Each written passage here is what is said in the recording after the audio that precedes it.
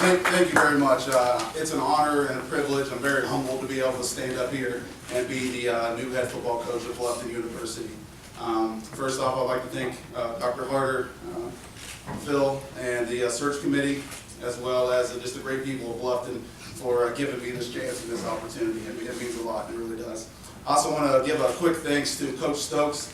I'm very fortunate that I'm going into a situation here where the past month and a half nothing's been getting done. And that's been the case in a lot of places that you see when transitions occur.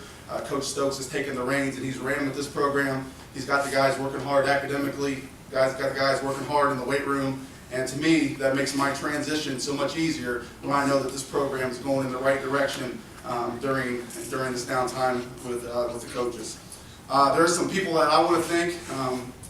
My coaching tree that I've been a part of. Phil named some places that I've been. My head coach when I played at Hanover, C. Wayne Perry, was a great role model, great example. Coach Dean Paul gave me my first job at Thomas More College. Coach Mike Hallett gave me my first job as a defensive coordinator when I was 25 years old. He believed in me at that time. Jeff Wachowski, when I was at Marietta, really gave me a chance to grow as a coach and grow as a person. And then Steve Bondisco, the head coach at Hanover, is a great friend of mine. These last 2 years with him have been great. And more importantly, the last 15, 16 years that we've been friends, obviously means a lot to me. My philosophy, I think, is important for everyone to know. All right? I'm a small town kid from a small town area in southeastern Indiana. I grew up in a small town called Brookville, Indiana. And if you ask me what my coaching philosophy is, my coaching style, it goes back to that. All right? It goes back to my parents. It goes back to the family farm that I was raised upon. All right?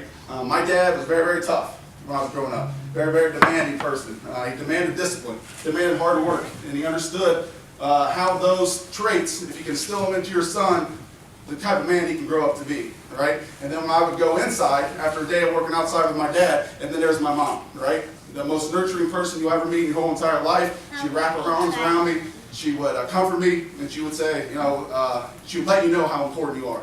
And I think when you look at me as a coach, I combine those two things very, very well. I'm a perfect mixture of my parents, all right? I'm going to be tough, I'm going to be demanding, I'm going to expect discipline, I'm going to expect hard work because I know the value that can get you.